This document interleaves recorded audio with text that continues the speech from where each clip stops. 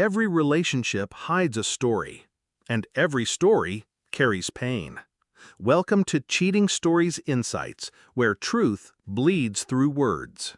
She said it like a joke, like the truth was nothing more than a punchline I was too uptight to laugh at. So what? I slept with my best friend. Relax. A smirk, a shrug. Her tone as casual as if she'd forgotten to pick up milk on her way home. And me? I sat there, staring at her, the silence stretching. I didn't yell, didn't argue, didn't give her the satisfaction of watching me break. Because I wasn't broken. Not yet. I was calculating. The words replayed in my head long after she left the room. Smirk, shrug, relax. It wasn't just the betrayal, it was the indifference. The ease with which she discarded everything we'd built, reducing it to something disposable, laughable. I should have been shattered. I should have begged, raged, demanded answers. That's what she expected. That's what would have fed her power. Instead, I went quiet. And in that quiet, I began to sharpen my thoughts into something far deadlier than rage. Her phone had been sloppy, notifications glowing at night, messages half hidden, names saved under false covers that she thought were clever. But I'd already seen enough. I started gathering. There's a strange calm in the hunt. Scrolling, copying, saving. Each screenshot became a weapon. Her words to him, dripping with intimacy she hadn't shown me in years. The nicknames, the plans, the nights she said she was working late. Piece by piece, her mask unraveled in my hands. And the more I collected, the colder I became. She thought I didn't know. She thought her best friend, my supposed friend, was invisible. But betrayal leaves fingerprints, and I traced every one. I didn't confront her. I didn't slam the evidence on the table. That would have been release, and release was mercy. I wanted something else. I wanted precision. The night I finished compiling it, I barely slept. Pages of screenshots stacked neatly on the desk like ammunition. Her voice echoed in my skull. Relax. The audacity. The arrogance. By morning, the plan was ready. I printed everything, bound it. Each page a confession she never meant me to see.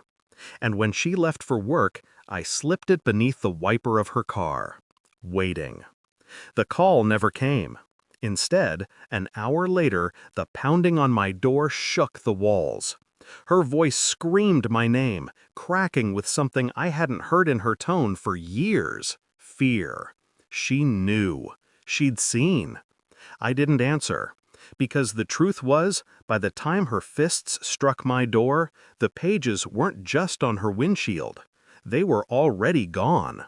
In the inbox of her parents, her siblings, the friends who thought we were perfect, the people she couldn't spin lies to, and him, her best friend, the man she'd chosen. His girlfriend had them too, his family, his boss, they all knew. She screamed outside for 20 minutes, begged, threatened, pleaded. The woman who told me to relax now couldn't breathe under the weight of her own words, immortalized in black and white. And me? I sat in silence, listening, steady. It wasn't joy, not satisfaction, something colder, vindication. When she finally stopped pounding, I looked out the window. She was sitting on the curb, face in her hands, the same woman who'd once promised me forever. I felt nothing. No pity, no rage, just clarity. She thought betrayal was her weapon, but the moment she underestimated me, it became mine. I thought about all the years I had given her, all the moments I had built, believing she was beside me, and I realized they weren't wasted. They were lessons. Lessons in trust, lessons in blindness, lessons in what happens when you love someone more than they ever deserved. She wanted control. She wanted me to break so she could feel strong.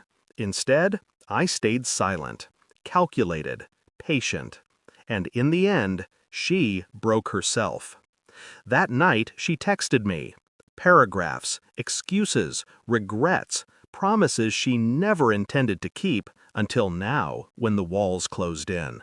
I didn't respond because there was nothing left to say. The truth was out. The damage was permanent, and I had already walked away inside myself long before she ever confessed. Sometimes revenge doesn't look like fury. Sometimes it looks like stillness, like letting someone destroy themselves with their own words while you simply hold up the mirror. She smirked, she shrugged, she told me to relax, and I did, just not the way she expected. When I finally closed my eyes that night, the silence was absolute. No pounding on the door, no lies slipping through her teeth. Just peace. Cold. Final. The kind you only find when you stop being a victim and start being the one who decides how the story ends. And I had ended it on my terms.